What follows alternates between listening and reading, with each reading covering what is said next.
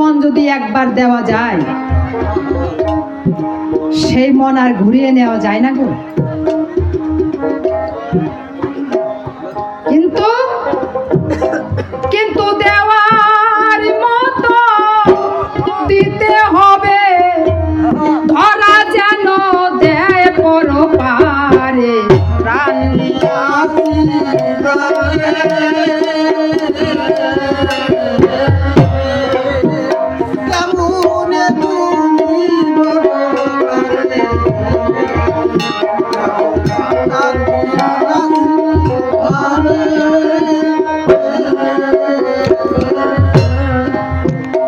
আমি নবী তত্ত্বের কথা একটু সভাতে জানাই সবার কাছে, আমি বলে যাই আপনারা শুনেন ধৈর্য ধরে।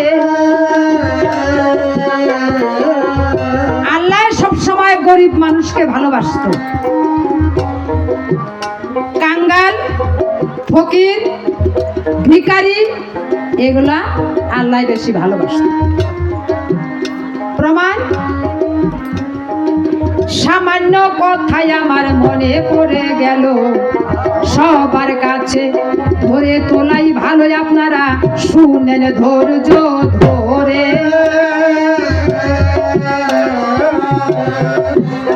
আমার রাসূলকে সবাই ভালোবাসেন না মা?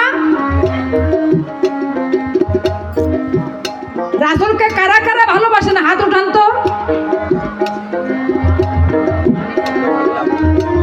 এই জগতের মানুষ যারা যারা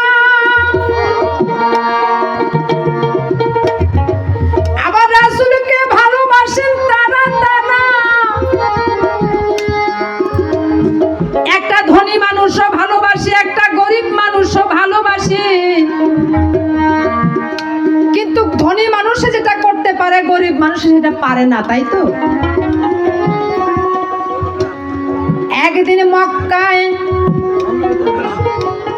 একদিন মদিনায় আমার রাসূলকে জিয়াফত দেওয়ার জন্য লক্ষ লক্ষ হাজার হাজার মানুষ আমার রাসূলকে জিয়াফত দেওয়ার জন্য আসার পথে বসে আছে।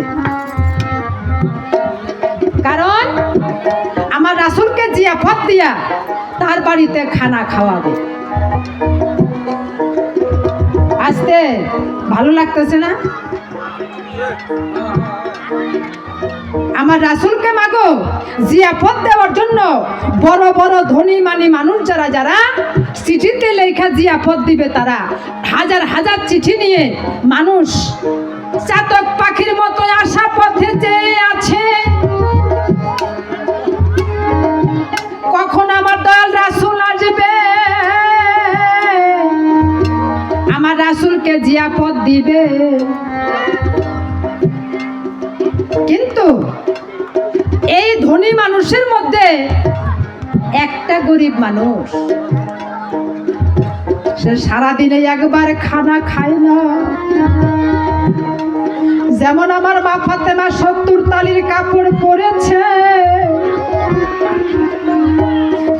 সেই ভিখারি কাঙ্গাল ওই মানুষের ভিড়ের মধ্যে যাইয়া মানুষের হাতে জিয়াফতের চিঠি দেখিয়া মনে মনে বলছে, আল্লাহ আল্লাহ তুমি আমারে কাঙ্গাল করে পাঠাইয়াছো, তুমি আমারে গরিব কুলে জন্ম দিয়েছো, আমার এই জীবনে আমার রাসূলকে জিয়াফত দিতে পারুম না।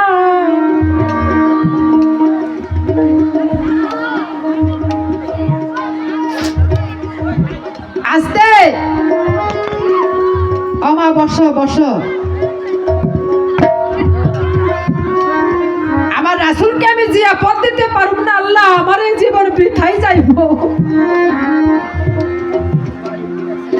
যাক, জিয়াফত দিবার না পারলাম, কার জিয়াফত আল্লাহ কবুল করে একটু দেখা যায় নাকি? ওই মানুষের ভিড়ের মধ্যে ওই মানুষটা গিয়ে দূরে একটা গাছ ছিল, ওই গাছের গোড়ায় বসে আছে।